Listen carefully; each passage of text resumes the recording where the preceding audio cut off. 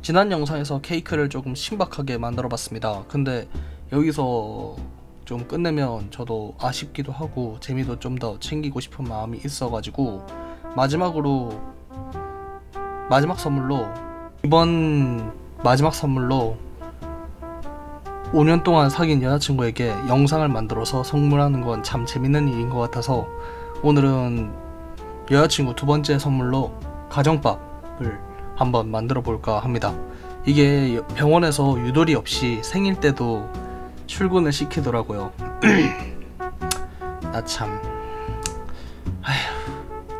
여튼 여자친구 나이트 근무 퇴근 시간이 8시에 퇴근을 하니까 대충 40분에서 1시간 정도 잡아서 4가지 요리를 진행을 해볼까 합니다. 그리고 재미삼아 시간도 한번 재볼까 하는데 이게 요즘 들어서 한 달 전부터 휴대폰 발열이 너무 심해서 덕분에 가능할지는 잘 모르겠습니다만 그래도 대충의 시간은 나오니까 한번 진행을 해보도록 하겠습니다. 여튼 시작을 해보죠. 우선 우리는 시간을 줄여야 하는 제약이 좀 있기 때문에 시간이 오래 걸리는 음식을 먼저 해줘야 합니다. 만두부터 에어프라이기에 15분에서 180도에서 구워주도록 하겠습니다. 이렇게 하면 화구도 줄여줄 수 있고 무엇보다 설거지 거리가 덜 나옵니다. 그래서 좋다고 생각합니다. 하지만 이건 극적인 시간 단축을 위한 수단일 뿐이지 그냥 기름에 구워주는 게 더 좋습니다. 자세한 영상은 위에 링크를 타고 들어가시면 잘 설명이 되어 있으니까 보시면 되겠습니다. 그리고 준비할 건 메추리알입니다.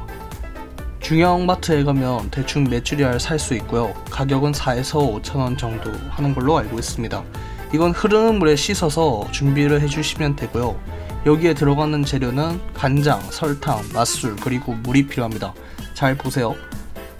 물은 반컵 정도, 간장은 반컵 정도, 설탕은 3분의 1컵 정도, 그리고 맛술도 3분의 1컵을 넣어준 다음 끓여주기만 한다면 우리 본죽에서 죽을 사면 주는 장조림 있잖아요. 그거랑 80% 이상은 똑같아집니다.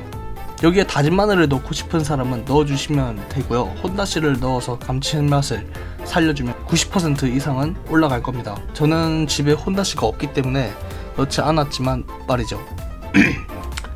그리고 소고기를 넣어서 맛을 줘도 괜찮습니다. 저처럼 꽈리고추를 넣어서 만들어도 아무런 상관이 없습니다. 근데 꽈리고추는 마지막에 메추리알이 다 익었을 때 넣어주시는 게 맞습니다. 아니면 너무 흐물흐물해지거든요.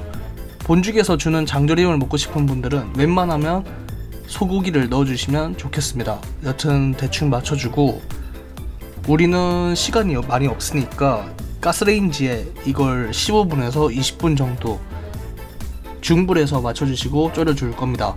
장조림이니까 강불로 때리기보단 중불로 맞춰주고 조금씩 은은하게 애태우듯이 때려주면서 진행을 해주는 게 포인트입니다.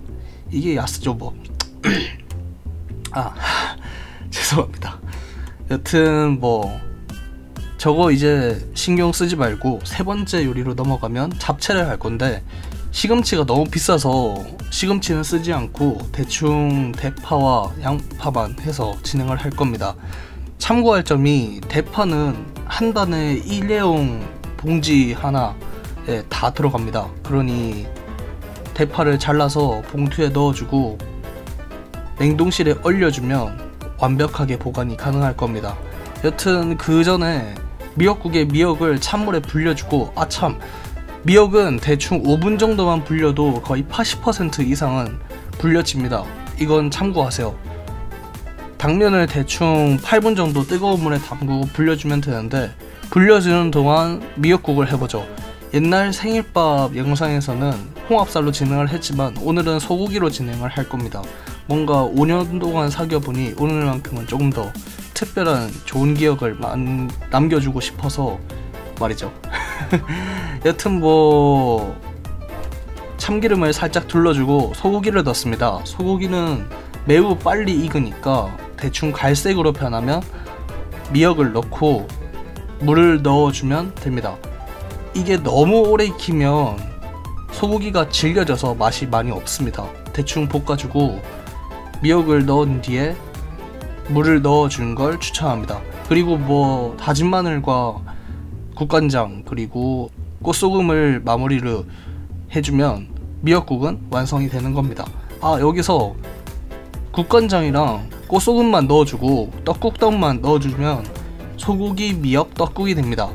다진 마늘만 제외하면 음식은 변화할 수 있습니다. 이렇게 보시면 알겠지만 재료 하나가 내는 맛의 변화는 매우 큰 단점이 될 수도 있고 장점이 될 수도 있다는 겁니다.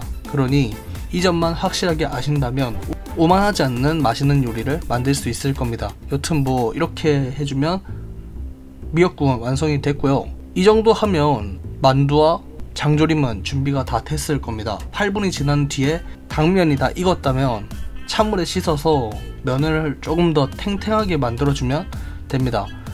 그리고 이제 잡채를 할 건데 우선 참기름을 두르고 채 썬 양파를 고기와 같이 살짝 볶아줍니다. 저는 안심살을 사용했고요. 원래는 시금치도 있어야 하지만 뭐 너무 비싸서 돈적으로 너무 부족해서 이렇게만 넣겠습니다. 강불에서 진행을 해주면 되고요. 아까 찬물로 헹궈둔 당면을 넣어주고 간장, 설탕 그리고 맛술로 간을 해준 다음 다진 마늘을 넣어주면 됩니다. 그리고 뭐 볶아주면 잡채는 매우 쉽게 마무리할 수 있을 겁니다. 여러분들이 먹던 잡채는 이런 식으로 만들어지는 게 대부분입니다. 참고하실 게 맛술을 너무 많이 넣게 되면 당면에서 신맛이 올라올 수도 있습니다. 그러니 설탕을 많이 넣는 한이 있더라도 맛술은 조금만 넣어주고 돼지고기에 비린맛만 잡아준다는 생각으로 간을 봐주면서 미원으로 마지막 간을 맞춰주는 걸 추천합니다.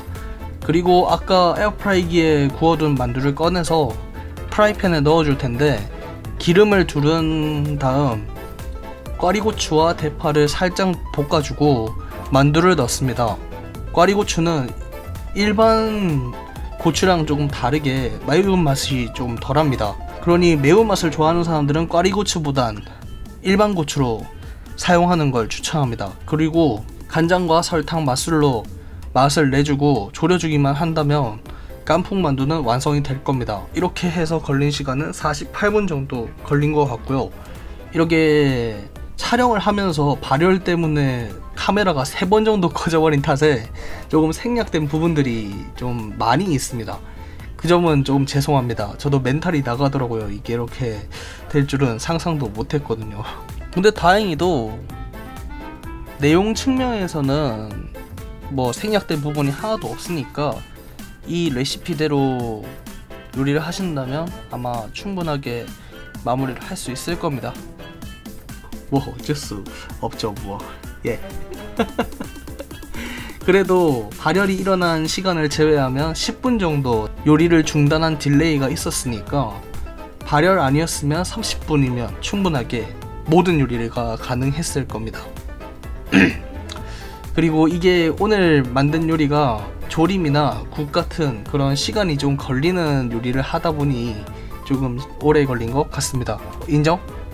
너 인정. 여튼 뭐 5년 동안 사귄 여자친구에게 이 영상을 바치고 싶습니다. 고맙습니다. 행복하죠 우리. 여러분들도 행복하게 지냈으면 좋겠습니다. 맛있게 드시고 항상 행복하시면 좋겠습니다. 감사합니다. 끝!